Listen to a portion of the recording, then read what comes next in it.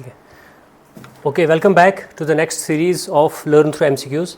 आज हम फिर से मॉडर्न हिस्ट्री के 10 एमसीक्यूज़ डिस्कस करेंगे। जैसे कि आप लोगों ने कहा था कि टॉपिक वाइज स्टार्ट करना चाहिए, सो आज के जो एमसीक्यूज़ है वो सारे गांधी जी पे होंगे, advent of Gandhi in India. So let us start today's this series. पहला क्वेश्चन आपकी स्क्रीन पे ये है। Question is which of the following newspaper was founded by Gandhi ji in South Africa.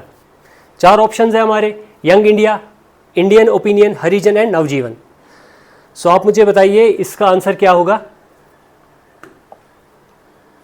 इसका आंसर होगा ए पार्ट। सी, यहाँ पे ध्यान रखने वाली चीज़ ये है कि यहाँ पे पूछा गया है कि गांधी जी ने साउथ अफ्रीका में कौन सा न्यूज़पेपर निकाला था। Not in India but in South Africa, and all these 4 newspapers they were published by Gandhi ji, but which of these was published in South Africa was Young India. जैसा कि हम सबको पता ही है, Gandhi ji was in South Africa for more than 20 years. ठीक है, वहाँ पे वो क्या कर रहे थे, he was fighting against the apartheid regime.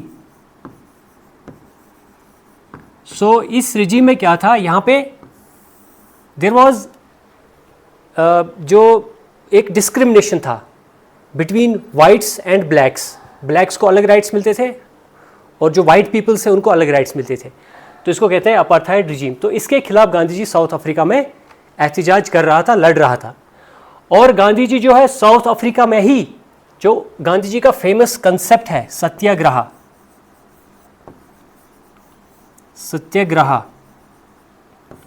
ये सत्याग्रह का concept Gandhi ji south Africa में ही डेवलप करता है, पहली बात।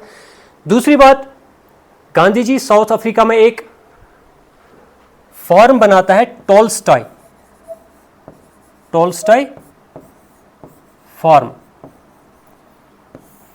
तो टॉलस्टॉय फॉर्म का इसको बनाने का मतलब रीज़न क्या था, जो सत्याग्रही थे उनको गांधी जी फिर यहाँ पे रखते थे, ठीक है, उनकी हेल्प करते थे, तो उसके लिए इसने टॉलस्टॉय फॉर्म बनाया था। Okay, so coming to the question, इसका आंसर होगा Young India. Young India was a newspaper, sorry not Young India, it was Indian Opinion. ठीक है, इसका ऑप्शन क्या होगा, B. Indian Opinion was a newspaper which was published by Gandhi ji in South Africa. Answer is Indian Opinion, not Young India but Indian opinion.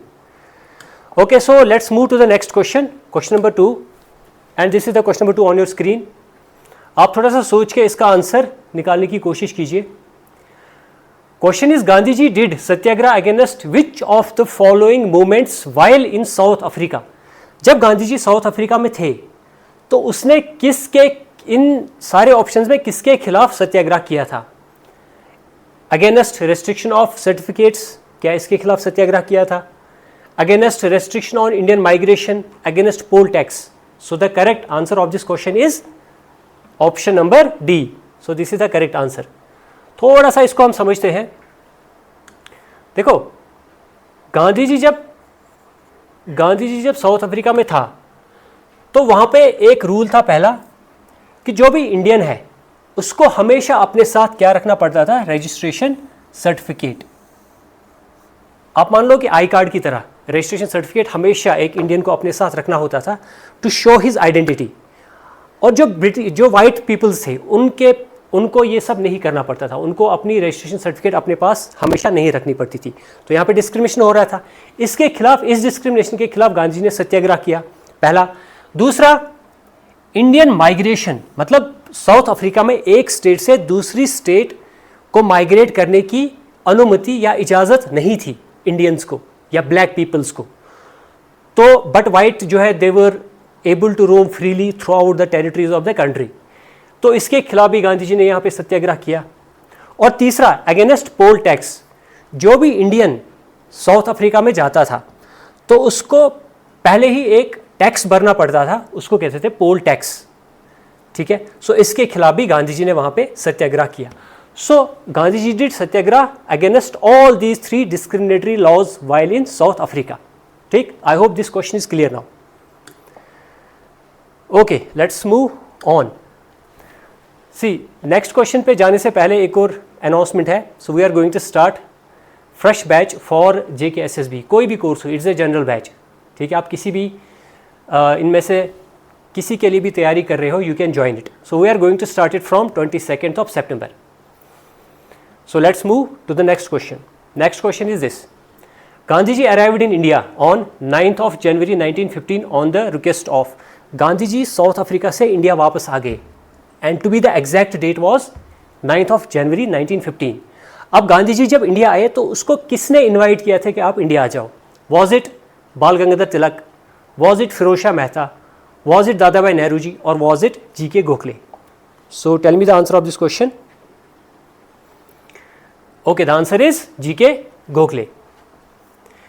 सी, जैसा कि मैंने पहले भी आपको बता रखा है कि GK गोखले को कहते हैं political Guru of Gandhi ji, political Guru of Gandhi. Gandhi was very much inspired by the moral and ethical message of Gopal Krishna Gokhale. तो गोपाल कृष्ण गोखले के ही रिक्वेस्ट पे गांधी जी साउथ अफ्रीका से इंडिया वापस आते हैं, ठीक. सो और वो कब आते हैं इंडिया? 9th जनवरी 1915 को. और इस डे को आज हम मनाते हैं एज प्रवासी भारतीय दिवस, प्रवासी भारतीय दिवस, ठीक है. इसको मनाते हैं हम प्रवासी भारतीय दिवस. Pravasi Bharatiya Divas is an initiative by Indian government to stop the brain drain. जो हमारा ब्रेन ड्रेन हो रहा है, हमारे यहाँ से इंटेलेक्चुअल्स, इंटेलिजेंट पीपल्स, बिजनेसमैन बाहर जा रहे हैं, तो हम उनको इनवाइट करते हैं कि आप वापस आ जाओ, गवर्नमेंट आपको फुल हेल्प करेगी आपके बिजनेस को एस्टेब्लिश करने में, आपका जो भी इंटरेस्ट है उसको एस्टेब्लिश करने में, आपको इंसेंटिव्स देगी, आपको टैक्स रिलीफ्स देंगे, तो आप वापस आ जाओ और यहाँ पे इन्वेस्ट करो ताकि यहाँ पे भी इंडिया में भी एम्प्लॉयमेंट वगैरह बढ़े. तो इसी डे को हम ये सारी चीज़ें करते हैं और इसीलिए इसको कहते हैं प्रवासी भारतीय दिवस, ठीक. Okay, so let's move to our next question. Okay, this is a question on your screens. You can read it and tell me what is the correct answer of this question. Okay, so question is arrange the moments on the chronological order. Statement भी थोड़ा सा इसमें chronological order आपको बताना है. पहला खेदा सत्याग्रह, अहमदाबाद मिल strike और चंपारण सत्याग्रह. इसमें आपको बताना है कि सबसे पहले कौन हुआ, उसके बाद कौन हुआ. क्रोनोलॉजिकल ऑर्डर में इसको सेट करना है. सो आंसर क्या होगा इसका? So answer will B 3, 2 and 1. सी, इसको हम थोड़ा सा समझते हैं. देखो एस्पायरेंट्स, जब गांधी जी इंडिया आते हैं तो यहाँ पे उस टाइम चल रहा था home rule league. Home rule league क्या चल रहा था? Home rule league. But Gandhi ji did not participated in this league. Gandhi ने पार्टिसिपेट नहीं किया. गांधी जी जब इंडिया आते हैं तो सबसे पहले वो कहते हैं कि मैं 1 साल टाइम लूँगा और I will see the situation of the country. मैं पूरे कंट्री का एक टूर करूँगा और कंट्री की सिचुएशन देखूंगा, उसके बाद में अपना पॉलिटिकल स्टांस जो है क्लियर करूँगा, ठीक.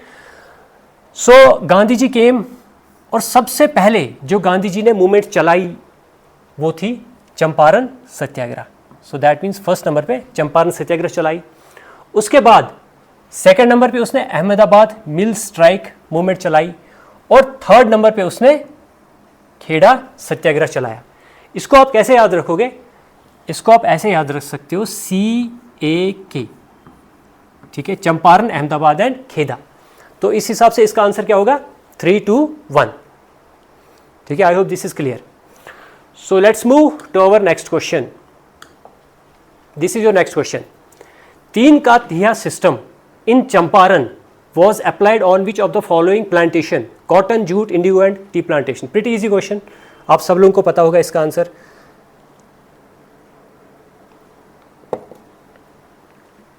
ठीक है, तो इसका आंसर है इंडिगो.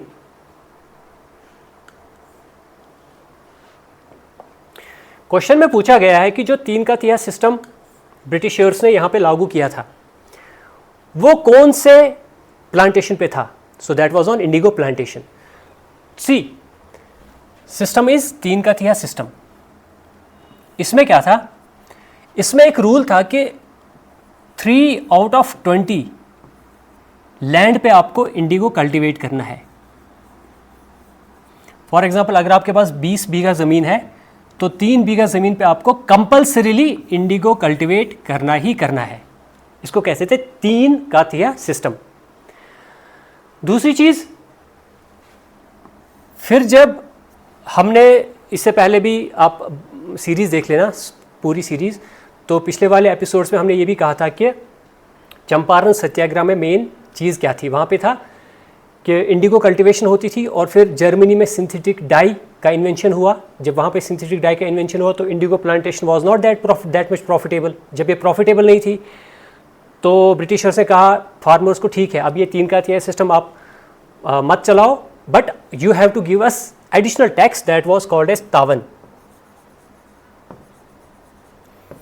मतलब कि अब आप पे कोई बाउंडेशन नहीं है कि आप इस लैंड पे 3 आउट ऑफ 20 वाले लैंड पे इंडिगो कल्टीवेट करो। आप पूरे लैंड पे कोई सा भी क्रॉप कल्टीवेट कर सकते हो आपकी मर्जी का, बट उसके लिए आपको हमें देना पड़ेगा एक टैक्स जिसका नाम था तावन।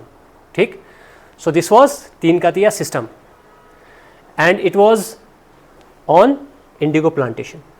आई hope this is clear. So now let's move to our next question. This is your next question.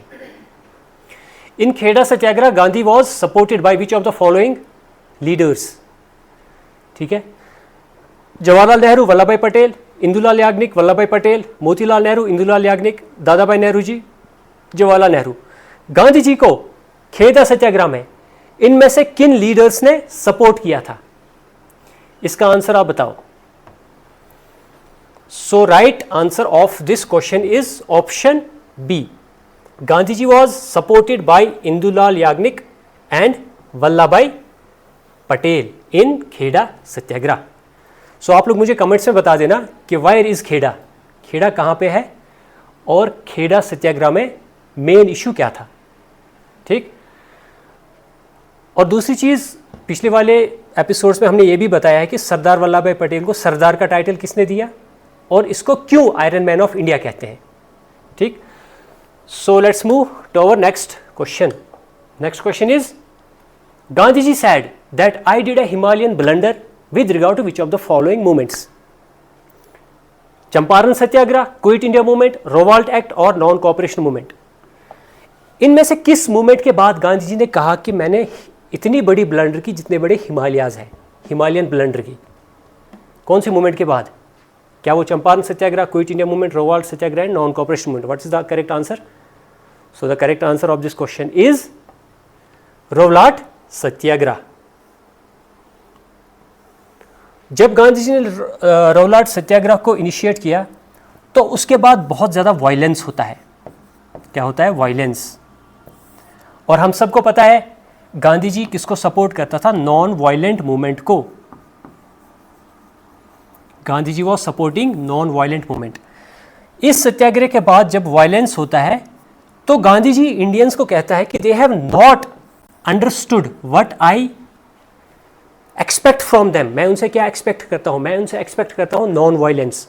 तो मासेस को अभी ये पता नहीं है कि मैं जो प्रोपोगेट कर रहा हूँ नॉन वायलेंस प्रोपोगेट कर रहा हूँ। अगर हमें इंडिपेंडेंस भी लेनी है तो वो नॉन वायलेंट तरीके से लेनी है। जब यहाँ पे वायलेंस हुआ तो गांधी ने कहा रोवाल्ट सत्याग्रह को मैंने चला के एक बहुत बड़ी ब्लंडर की, हिमालयन ब्लंडर इसको कहा था। ठीक, सो रोवाल्ट सत्याग्रह के बारे में एक और चीज़ आप लोग याद रख सकते हो, this was the first mass struggle. First mass struggle और मास मूवमेंट, मतलब ये पहली ऐसी मूवमेंट थी जो गांधी जी ने कहा कि पूरे इंडिया में फैलनी चाहिए, मास मूवमेंट होनी चाहिए, सब लोग इसमें पार्टिसिपेट करो। ठीक है, so Champaran Satyagraha we know, Quit India movement we know 1942 में हुई थी। Non cooperation movement was during Khilafat non cooperation movement. So its answer will be Rowlatt Satyagraha. So let's move to our next question.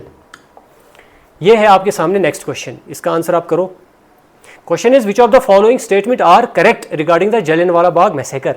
कौन सा स्टेटमेंट करेक्ट है? बच्चे हमेशा mistake यहाँ पे भी करते हैं कि करेक्ट को नॉन करेक्ट होता है, वहाँ पे फिर करेक्ट को ऑप्शन लगा देते हैं। ठीक है, सो यहाँ पे करेक्ट ही लिखा हुआ है। तो 3 स्टेटमेंट्स है, स्टेटमेंट बेस्ड क्वेश्चन है। Rabindranath Tagore renounced his knighthood. क्या जलियांवाला बाग के बाद रविंद्रनाथ टैगोर ने अपना नाइटहुड रिनाउंस किया? Gandhi ji was the member of Hunter Commission. It occurred on 13th of April 1919 on the eve of Lohri festival. So which of these statement is correct? Try to answer. Okay, the correct answer of this question is C. Rabindranath Tagore renounced his knighthood. This is correct. ठीक है, इसने अपना knighthood जो इसका sir था, तखल्लुस title था किसका, रविंद्रनाथ टैगोर का, इसने इसको रिनाउंस किया, इसको छोड़ दिया. Gandhi ji was member of Hunter Commission. जो जलियांवाला बाग की इंक्वायरी के लिए एक कमीशन बना था उसका नाम था हंटर कमीशन. क्या इसका मेंबर था गांधी जी? नहीं, इसका मेंबर नहीं था Gandhi ji. It occurred on 13th April 1919. सही है, इस डेट को ये हुआ था Jallianwala Bagh. On the eve of Lohri. क्या उस टाइम लोहरी फेस्टिवल हो रहा था? नहीं, उस टाइम कौन सा फेस्टिवल हो रहा था? Baisakhi, Baisakhi festival. So that means this is wrong. So इसका करेक्ट आंसर होगा 1. ठीक है. सो जैसा कि हमें पता है जब जलियांवाला बाग मैसेकर होता है तो उस टाइम जनरल डायर फायरिंग करता है निहत्थे लोगों पे. कहाँ पे? पंजाब में. ये अमृतसर पंजाब में होती है. अमृतसर पंजाब में ये इंसिडेंट होता है और इसमें मोर देन 1000 पीपल्स डाइड. 1000 से ज़्यादा लोग इस जलियांवाला बाग मैसेकर में मर जाते हैं. बट ऑफिशियल्स क्या कहते हैं? ऑफिशियल्स कहते हैं less than 250 died. Official figure जो थी लेस देन 250 थी. तो जब जलियांवाला बाग मैसेकर होता है तो Rabindranath Tagore is also the first person in whole of the Asia जिसको नोबेल प्राइज़ मिला है. और इसको नोबेल प्राइज़ मिला था किसमें? लिटरेचर में, for his work Gitanjali. Gitanjali के लिए इसको नोबेल प्राइज़ मिला है. तो इसको जो एक नाइटहुड मिला था, सर का खिताब मिला था, टाइटल मिला था, इसने इसको रिनाउंस किया. उसके बाद हंटर कमीशन बनती है इसकी इंक्वायरी के लिए, जलियांवाला बाग की इंक्वायरी के लिए. But that was just a merely N I wash. तो उसमें कुछ खास हुआ नहीं. ठीक है. और ये कब होता है? 13th अप्रैल को ये अनफॉर्चुनेट इंसिडेंट होता है और उस टाइम बैसाखी चल रहा था, not this Lohri. So I hope this question is clear. Let's move to the next question. This is our next question. After which famous incident Gandhi ji withdraw non cooperation movement. इनमें से कौन सा इंसिडेंट के बाद गांधी जी अपना नॉन कॉपरेशन मूवमेंट को रोक देता है? क्या वो काकोरी इंसिडेंट था? वॉज इट चोरी चोरा incident? Was it attack on Lord Hardinge? और was it murder of Saunders?